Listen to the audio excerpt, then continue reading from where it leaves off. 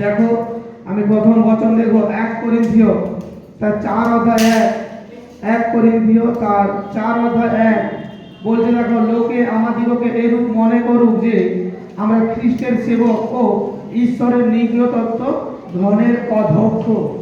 এবং 6:12 সেখানে কি বলছে দেখো, বলছে সকলেই আমার পক্ষে বিধেয়, কিন্তু সকলেই যে হিতজনক তাহা নয়, সকলেই আমার পক্ষে বিধেয়, কিন্তু আমি কিছুরই কর্তৃত্বাধীন হইব না।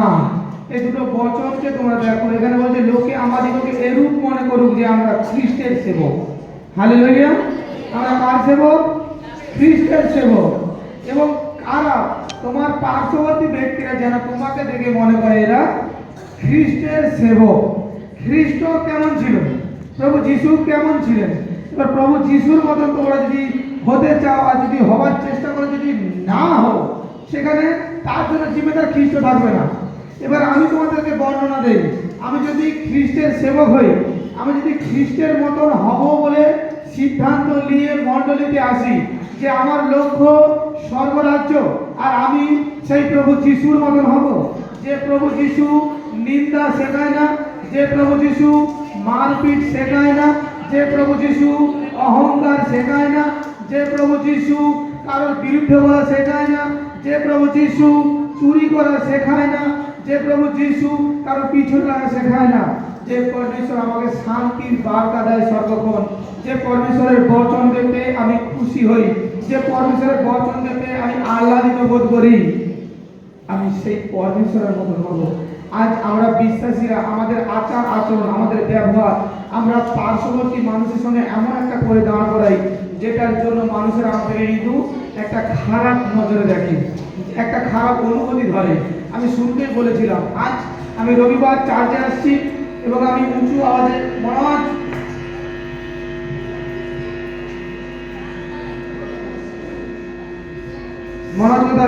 শান্তিকর, এবং আমরা চার্চে তো রবিবার করে আসতেছি, কিন্তু যখন আমাদের চার্চ থেকে আমরা বেরিয়ে যাচ্ছি, চার্চে যখন বাইরে আছি, আমাদের আচার আচরণ কিছুটা জগতের ব্যক্তির মতন হয়ে যায়। যারা মারপিট করার চেষ্টা করে, যারা আরো হুস্তাহুস্তি করে, যারা নিন্দা করে, কলহ করে, এরকম ব্যক্তির মতন। কিন্তু বাইবেল বলছে না, লোকে আমাদেরকে দেখে যেন খ্রিস্টের সেবক মনে করে। এবার এখানে বিষয় দেখো, বাইবেল তোমার প্রতি কতটা ভরসাবান, বাইবেল তোমার প্রতি কতটা আস্থা রাখছে যে আমার পুত্র কন্যারা এমন আচরণ করবে যেন তাদেরকে দেখে মনে হবে যে হ্যাঁ, এরা আমার সন্তান, এরা আমার সন্তান, অন্য কারণ নয়, এরা খ্রিস্টের সন্তান। এবং তারপর দেখো 6:12 এখানে গুরুত্বপূর্ণ কথা বলছে, সকলেই আমার পক্ষে বিধেয়। আমার জন্য কোনো নিয়ম নেই, আমি সব কিছু করতে পারি, কিন্তু আমি যদি দাস হতে হয়, আমি পরমেশ্বরের দাস হব যিশু নাসরীর নামে, আমি অন্য কারণ নয়। হালেলুয়া! অনেক ব্যক্তি, অনেক বিশ্বাসী একটা নিজের মধ্যে করে মন্তব্য করে, নিজের মধ্যে মতন করে একটা ধারণাকে সৃষ্টি করে, একটা উপলব্ধি করে, আর সেই ধারণা অনুসারে সে তার জীবন চক্রকে নিয়ে যাচ্ছে, তার গতিধারা সে নিয়ে যাচ্ছে। কিন্তু পরমেশ্বর বলছে আমার জন্য সবকিছু সম্ভব, আমি সবকিছু করতে পারি, কিন্তু যদি দাসত্ব করতে হয় তাহলে আমি তা পরমেশ্বরের করবো। হালেলুয়া! এবং সাধু পৌল এই পত্র লিখছে কাদের প্রতি না? করিন্থীয়দের প্রতি লিখছে, আমার প্রতি তো সব কিছু বিধেয়, কিন্তু আমি কোনো কিছু কর্তৃত্বাধীন হব না, আমি সব কিছুতে ব্যবহার করবো, কিন্তু কোনো কিছুর অধীনে আমি যাব না। এবং 6:20 বলছে দেখো, আর তোমরা নিজের নও, কি বলছে? 1 করিন্থীয় 6:20 কি বলছে? আর তোমরা নিজের নও, কারণ মূল্য দ্বারা কৃত হইয়াছ, অতএব তোমাদের দেহে ঈশ্বরের গৌরব হোক। কোথায় ঈশ্বরের গৌরব কথা বলছে? কোথায়? আওয়াজ উঁচা, আশিস উঁচা। কোথায় ঈশ্বরের গৌরব হওয়ার কথা বলছে? আমাদের দেহে। আবার বলছিস না, বলছে আর তোমরা নিজের নও, কারণ মূল্য দ্বারা কৃত হইয়াছে, অতএব তোমাদের দেহে ঈশ্বরের গৌরব করো। আজ তুমি জীবিত থাকায় যে ঈশ্বরের গৌরব করতেছ, পরমেশ্বর বলছে যে গৌরবকে তুমি ধরে রাখো, তুমি সেই গৌরবকে নষ্ট হতে দিও না। তোমাকে দেখে পার্শ্ববর্তী মনুষ্য যেন মনে করে এ প্রকৃত খ্রিস্টের সন্তান। এর মধ্যে খ্রিস্টের একটা গুরুত্ব আছে, এর মধ্যে একটা অভিষেকের বিষয় আছে। এ আর নর্মাল নয়, এ আর সাধারণ নয়। তোমাকে পার্শ্ববর্তী যারা মানুষ আছে তোমাকে হয়তো তারা নর্মাল ভাবতে পারে, তারা তোমাকে এমনি এমনি ভাবতে পারে, কিন্তু আমি তোমাদের সত্য বলছি, তোমরা নর্মাল বা এমনি কোনো ব্যক্তি নয়, তোমরা অসাধারণ। প্রত্যেকজন বলছে তুমি অসাধারণ। প্রত্যেকজন বলছে হাত মিলা বলছে তুমি অসাধারণ। আর আমরা বিশ্বাসীরা, আর দেখো আমরা বিশ্বাসীরা প্রতিযোগিতার বসে এসে, আমি অনেক দিনের বিশ্বাসী, ও কম দিনের বিশ্বাসী, আমি বেশি বাইবেল পাঠ করি, ও কম বাইবেল পাঠ করে, এই নিয়ে নিজেদের মধ্যে লড়াই হতে হতে নিজেদের সৌন্দর্য নিজেরা নষ্ট করে দাঁড় করে দিচ্ছি। নিজেরা এমন একটা আচরণ নিয়ে চলতেছি যে আচরণ মন্দ আত্মা আমাকে ব্যবহার করছে, তার জন্য আমি দায়ী, আমি নিজে দায়ী তার জন্য। হালেলুয়া। কিন্তু বাইবেল বলছে, আজ তোমরা ভাবো, বাইবেলে দেখো 6:12 কি বলছে? 1 করিন্থী 6:12 বলছে আমার জন্য সবকিছু সম্ভব, আমি সবকিছু করতে পারি, কিন্তু আমি কারো দাস হতে যাব না, আমি কারো দাস হয়ে জীবনযাপন করব না। আমি যদি প্রকৃত দাসত্ব করি, আমি পরমেশ্বরের দাসত্ব করব, সেই জিহোবার দাসত্ব করব, প্রভু যিশুর দাসত্ব করব, আর তার দাসত্বে পুরস্কার আমি পাবো। হালেলুয়া। তার দাসত্বে আমি পুরস্কার পাবো। আজ তোমার মধ্যে মন্দ আত্মা দিতে পারে, আরে তুই এত সেবা করতেছি ওই চার্চে, আরে ওই চার্চে তুই আসতেছু, দেখ দুষ্ট আত্মা তোদেরকে চিন্তা দিবে, ব্লেসিং তো নেই, তুই আগে যেমন ছিলিস তেমনই তো ঠিক আছে।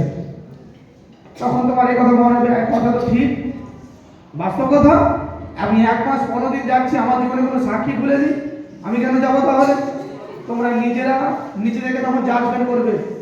সবার আগে আমাদের পিতা শিখিয়েছেন, সবার আগে নিজেকে দেখবি, তারপরে তো সামনের ব্যক্তিদেরকে দেখবি।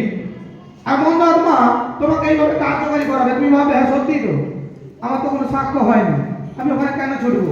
আমি তখন ভুলে যাচ্ছি আমার এই দেহ প্রভু যিশুর রক্ত দ্বারা কিনে নিয়েছেন। এ দেহের উপরে প্রভু যিশুর একমাত্র অধিকার। আমরা তখন ভুলে যাচ্ছি যে প্রার্থনায় দাঁড়িয়ে বলি, পিতা আমার হৃদয় তুমি বাস করো, আমার জীবনে তুমি চমৎকার করো, আমার উপরে তোমার অভিষেককে তুমি ঢেলে দাও, এই কথা তখন ভুলে যাচ্ছি। আর দিয়াবলের ফাঁদে আমি পা দিয়ে কি করছি? পরমেশ্বরের রাজ্য থেকে, পরমেশ্বরের পথ থেকে আমি সরে যাচ্ছি। কারণ আমার মাথায় দুষ্ট আত্মা একটাই ভাবনা দিচ্ছে, তোর সাক্ষ্য খুলেনি। কেমন পরমেশ্বর তোর সাক্ষ্য খুলেনি? মনে রাখো, যখনই এরকম চিন্তা ভাবনা আসছে, তখনই আরো বেশি করে করে পরমেশ্বরকে ডাকো। দেখো, তোমরা যদি ইয়োবের কাহিনীকে দেখো, ইয়োবের কাহিনীকে পড়লে, ইয়োবের স্টোরি তোমরা যদি পড়ো, সেখানে জানতে পারবে পরমেশ্বরের ব্লেসিং নেওয়ার আগে মন্দ আত্মা একটু চুলকাতে আসে তোমাকে পিতার কাছ থেকে সরিয়ে নেবার জন্য। তাই প্রত্যেকটা সময় একটা জিনিস স্মরণ রাখো, একটা কথা স্মরণ রাখো, আমার জীবনে কিছু সাক্ষ্য হোক আর না হোক, পরমেশ্বর আমাকে অন্ধকার কূপ থেকে জ্যোতির রাস্তাকে দেখিয়ে দিয়েছে। সব থাকতে বড় সাক্ষ্য আমার জীবনে এটাই, সব থাকতে অলৌকিক কার্যকারী আমার জীবনে এটাই, সব থাকতে পরমেশ্বরের বড় মহিমা এটাই। তুমি যখন এই একটা সিদ্ধান্ত করে চলবে, আমি তোমাকে সত্য সত্য বলছি, তুমি সামনে দিয়ে যাবে, প্রার্থনা করার প্রয়োজন হবে না, তোমার পাশে রোগী সুস্থ হয়ে দাঁড়িয়ে যাবে যিশুর নামে। এই আমার কথা না, পরমেশ্বরের কথা। যখন আমি পরমেশ্বরকে ডাকতেছি, আমি একটা বিষয় নিয়ে চাইছি, সেটা কোন রকম কিছু হচ্ছে না, বিরক্তি মেরে গেছি। 2 দিন প্রার্থনা করেছি, পরমেশ্বরের কি সিংহাসন হেলে গেছে? কিছু হয়নি।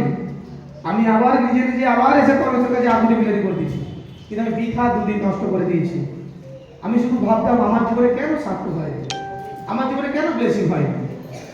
আমি যখন থেকে বাইবেলকে খুলছি, বাইবেল পাঠ করছি, আর এই অঙ্গীকার আমার মধ্যে পরমেশ্বর আত্মা স্ট্যাগল করেছে যে পরমেশ্বর আমাকে সব থেকে বড় সাক্ষ্য খুলে দিয়েছে। আমাকে পরমেশ্বর অন্ধকার জগৎ থেকে জ্যোতিতে নিয়ে এসেছে, এবং প্রভু সবার আগে আমাকে তার সন্তান হওয়ার অধিকার দিয়ে দিয়েছে। আমি যেটা চাইছিলাম আজ থেকে চাওয়া বন্ধ। কোনো সাক্ষী দরকার নেই, পরমেশ্বর তোমাকে দরকার। 3 দিন পর থেকে পরমেশ্বর আমাকে প্রফেট হওয়ার উপাধি দিয়ে দিয়েছে যিশুর নামে। পরমেশ্বর ভবিষ্যৎবাণী করে বরদান নামাচ্ছে, রোগী সুস্থ হওয়ার বরদান নামাচ্ছে। রোগী আসতে বলছে আমার হাতে জেনারেটর পড়ে গেছে, 5 বছর প্রচুর ট্যাবলেট খেয়েছি, সুস্থ হয়নি। আমি বলছি দাঁড়াও, এখনই সুস্থ হয়ে যাবে। আমি তার হাতে ধরে বলছি পিতা তোমার ধন্যবাদ যে তুমি এই রোগীকে নিয়ে এসছো, আমি তোমার যাজক তার প্রুফ দিতে। আমিন। সে বলছে আমার হাতে কোনো ব্যথা নেই, ভারী জিনিস করতেছি। ততদিন সাক্ষী হচ্ছিল না যতদিন আমি একটা জিনিস শুধু চাইতেছি। আমি নিজে জানতাম না এই জিনিস আমার জন্য নয়, এ আমার জন্য ক্ষতিকারক, কিন্তু আমি চেয়ে যাচ্ছি, বিরক্তি হয়ে যাচ্ছি। কিন্তু পরমেশ্বর শেষ করেনি, কিন্তু বিরক্তি হচ্ছি। প্রার্থনা করিনি, বাইবেল খুলিনি, আবার আপত্তি বিরোধী করে পিতার কাছে আবার প্রার্থনা করা স্টার্ট করছি। যদি তোমরা প্রত্যেকজন স্বাক্ষর বিষয়ে যদি ছুটতে থাকো, কখনো, আমি এখানে তোমাদেরকে দাঁড়িয়ে কথা দিয়ে যাচ্ছি, লাইভ চলছে, এই ভিডিও ডিলিট হবে না, কখনো পরমেশ্বরকে তোমরা পাবে না যদি শুধু স্বাক্ষর বিষয়ে ছুটো। যে আমার জীবনের সাক্ষ্যগুলো করে দাও। তোমার জীবনের যা প্রবলেম আছে তোমাকে কিছু বলতে হবে না, চাইতে হবে না, স্বর্গের পিতা তোমার জীবন থেকে এমনি সরিয়ে দেবে, এমনি সরিয়ে দেবে। তোমাকে ওই জায়গা থেকে তুলে উন্নত মানের জায়গায় দাঁড় করিয়ে দেবে। তুমি হঠাৎ করে আরে আমি তো জায়গা চাই, আমি তো জায়গা পিতাকে বলিনি, এটা পিতা আমার জীবনে কেন হয়ে গেল? পরমেশ্বর বলছে তোমার চাওয়ার আগে আমি তোমাকে দিয়ে দিয়েছি, কিন্তু আমরা নিজেরটা ধরে বসে থাকি, আমি যেটা বলেছি আমি সেটা চাই। প্রভুর আত্মা প্রার্থনা আমাকে অঙ্গীকার করাচ্ছে, চল নিজেকে সমর্পণ করার পর পিতা আমাকে তোমার যা যোজনা তাই পূর্ণ হোক, আমার ইচ্ছা না হোক, তোমার ইচ্ছা আমার জীবনে পূর্ণ হোক। আর আমি অঙ্গীকার করতেছি, আর পরমেশ্বরের ইচ্ছা আমার জীবনে পূর্ণ হতে আছে, পরমেশ্বরের চমৎকার আমার জীবনে পূর্ণ হতে আছে। প্রভু আমাকে যেমন চেয়েছিল পরমেশ্বর আমাকে সেখানে দান করে দিয়েছে। আমি তো একটা সাধারণ ব্যক্তি ছিলাম, আমি তো কোনো কিছু জানতে পারতাম না, আগামী দিন কি হবে, এত রোগী সুস্থ, এত প্রচার, এত কিছু জানতাম না। কিন্তু যখন নিজেকে পরমেশ্বরের সামনে স্যালেন্ডার করে দিয়েছি, নিজেকে সঁপে দিয়েছি, পরমেশ্বর তার কার্যকারিতা স্টার্ট করে দিয়েছে। তুমি তো পরমেশ্বরের সুযোগ দাও।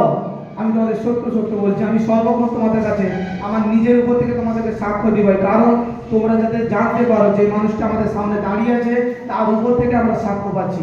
আমি অন্যান্য কারোর উপর থেকে সাক্ষ্য দেই না, কারণ প্রভু আমাকে প্রত্যেকটা পরিস্থিতি, প্রত্যেকটা স্টেটমেন্ট থেকে নিয়ে এসেছে। আজও পর্যন্ত বিশ্বাসীরা 100% ভরসা পরমেশ্বর উপরে রাখেনি। বিশ্বাস আছে নেই এরকম ভাব, হয়তো কিছু সময় অনেক বিশ্বাস, কিছু সময় অল্প বিশ্বাস। দেখবে তোমরা ওই যেমন হাওয়া হয় না, দমকা হাওয়া আসছে, আবার একটু কম হাওয়া আসছে। আমাদের মনের গতি এরকম চলতেছে, মনের স্পিড এরকম চলতেছে। এটাকে কন্ট্রোল করো, এখানে স্থির করো, এখানে যিশুকে বলো তুমি আমার মধ্যে বাস করো, আমাকে তুমি ব্যবহার করো, আমি তোমার হয়ে চলতে চাই, আমার ইচ্ছা পূর্ণ না হোক পিতা, আমার গেলে তোমার যোজনা পূর্ণ হবে। আমি তোমাকে সত্য বলছি, 1 বছর ঘুরবে না, তুমি সব থাকতে ব্লেসিং ব্যক্তি হয়ে দাঁড়াবে, তোমার কোনো প্রবলেমসই থাকবে না, কোনো সমস্যা থাকবে না, তুমি সব থাকতে খুশি ব্যক্তি হয়ে দাঁড়াবে। পরমেশ্বরের কাছে প্রার্থনায় 1 বছর চাইতেছি আমাকে এটা দাও, আমাকে এটা দাও, হচ্ছে না, চলো পরমেশ্বরকে ছাড়া বন্ধ, পরমেশ্বরকে ডাকবোই না, আমি যেমন ছিলাম তেমন থাকবো। এখানে এই প্রসঙ্গ যদি উঠে আসে, ভাবো বা ভেবে দেখো, আমি কি পরমেশ্বরের সঙ্গে বিজনেস করার জন্য ছিলাম, নাকি প্রকৃত তার সন্তান হওয়ার জন্য আমি পরমেশ্বরের কাছে গেছি? হালেলুয়া। আমি কি কারণে গেছি? নিজের উপরে আগে জাজমেন্ট করো। তোমরা প্রত্যেক দিন একা নিজেকে অন্তত 10-15 মিনিট টাইম দিও, পরমেশ্বরের গীতকে চালাও। ইন্টারনেটে তোমরা অসংখ্য গীত পেয়ে যাবে, যে গান তুমি বুঝতে পারবে সে গানটাই চালাও না, যেটা বুঝতে পারবে না চালানোর দরকার কি আছে? যেটা বুঝতে পারবে চালাও, শোনো, নিজের ভেতরে যে তার সঙ্গে কথা বলো। তোমার মধ্যে একজন আছে, তোমাকে জানিয়ে দেবে, কারণ প্রভু পরমেশ্বর পাঠিয়েছে তোমার জন্য সেই স্বর্গদূতকে। তুমি দেখো তোমার মধ্যে থেকে কিছু আওয়াজ আসবে, কিছু কথা আসবে, কিছু ভাবনা আসবে। সবার আগে নিজেকে ঠিক করো, আমার দেহ, যে দেহ পরমেশ্বর রচনা করেছেন, সেই দেহ পরমেশ্বরের মহিমা করার জন্য। আজ আমি ঈশ্বর থেকে দূরে ছিলাম ঠিকই, কিন্তু এখন আর নেই। আগামী দিনে ছিলাম, এখন আর নেই। এখন খ্রিস্ট আমার কাছে আছে, খ্রিস্ট আমার কাছে আছে। সম্পূর্ণ মন, কেন বলেছে সম্পূর্ণ মন, সম্পূর্ণ শক্তি দিয়ে পরমেশ্বরকে প্রেম করো। আমারই চার্চে আমাদের এখানে মেম্বারশিপ নিয়েছে কাজে এসছে, আমি যথারীতি তার বিষয়ে ছুটেছি, খেটেছি, কিন্তু তার স্বার্থ যখন হচ্ছে না তখন বলছে এখানে আর নেই, এখানে আর নেই, অন্য কোথাও। সে যদি প্রকৃত পরমেশ্বরের বিশ্বাসী হতো, সে যেখানে দাঁড়াতো পরমেশ্বর তাকে সেখানেই ব্লেসিং দিত। ব্লেসিং পরমেশ্বরের কাছ থেকে আসে। আমি অবাক হয়ে এই প্রার্থনায় বলি, পিতা আমি তো এদের জন্য এতটা নিঃস্বার্থ হয়ে হচ্ছি, এরা কি করে এতটা স্বার্থ ব্যবহার করতে পারে? শুধুমাত্র নিজেদের জীবনের জন্য। এরা নিজেরাই জানে না আগামী দিনকে এরা দেখতে পাবে কি পাবে না, কিন্তু এরা এতটা স্বার্থ নিয়ে আসছে। তোমরাই ভাবো, যেখানে হাজার হাজার মানুষ সুস্থ হচ্ছে, তুমি কেন হচ্ছ না? তোমার ভেতরে কি চলছে প্রফেট না জানতে পারে? স্বয়ং ঈশ্বর জানেন, তিনি জানেন, তিনি সবটা জানেন। তাই জন্য তিনি কিন্তু সেখানে বর্ণনা করেছেন, তিনি দেখাচ্ছেন। একাধিক ব্যক্তি আমি নিঃস্বার্থ হয়ে পরমেশ্বরের সেবা করার জন্য এসেছি। নিঃস্বার্থ হয়ে আমার কাজটা আমি দিয়ে যাচ্ছি। আমি কখনো ভাবুক হয়নি আমি কি পুরস্কার পাবো, কারণ আমরা পুরস্কারের জন্য যদি ছুটে থাকি, তা সেই পুরস্কার একমাত্র সেখানে স্বর্গরাজ্যে আছে, এখানে নেই। কিন্তু তার আগে, সবার আগে আমাকে সেই উপযোগী হতে হয় না? যেমন যদি দেখো তোমরা খেলা চলছে, তোমাকে তো মাঠে নামতে হবে। হারো জিতো পরের কথা, নামতে তো হবে, খেলতে তো হবে। আর সেই খেলা চলছে, আর সেখান থেকে কিছু মানুষ এরকম হচ্ছে, শুধু চার্জ নয়, পরমেশ্বরকে ছেড়ে চলে যাচ্ছে। একাধিক ব্যক্তি এই যে মন্দ আত্মা তাকে জানিয়ে দিচ্ছে, মন্দ আত্মা তার মাথায় ঢুকে দিচ্ছে, তোর জীবন তো সাক্ষী খুলে, তাহলে কেন যাবে এখানে? আসলে সে ব্যক্তি যদি ভাবে যে না আমি পরিত্রাণের জন্য যাচ্ছি, আমি পরমেশ্বর পিতার কাছে পরিত্রাণকে পাওয়ার জন্য যাচ্ছি, আমার পরিত্রাণের প্রয়োজন, আমি অজান্তে অনেক অন্যায়, অনেক পাপ, অনেক অপরাধ করেছি, আমি আমার খ্রিস্ট থেকে দূরে সরে গেছি, আমি আমার খ্রিস্টকে আবার চাই। দেখো, মন্দ আত্মা কিন্তু বচন ধরে প্রভু যিশুর কাছে এসেছিল। হ্যাঁ কি না? বচন করেছি, ও বাইবেল জানে, ও বচন ধরে প্রভু যিশু বলছে তুমি যদি ঈশ্বর পুত্র হও, পাথরকে রুটি বানিয়ে দাও। কারণ গীত সংহিতায় লেখা আছে, বচনে লেখা আছে, পরমেশ্বর করবেন। হালেলুয়া। আর সেখানে সে ব্যবহার করছে। তাই তোমরা যে চতুর ব্যক্তি, সতর্ক ব্যক্তি হয়ে দাঁড়াও।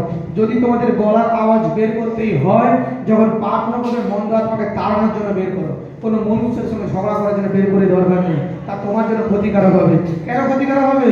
আজ যার সঙ্গে তুমি ঝগড়া করছো, আজ ভাবছো তুমি ব্লেসিং ব্যক্তি, ও ব্লেসিং নয়।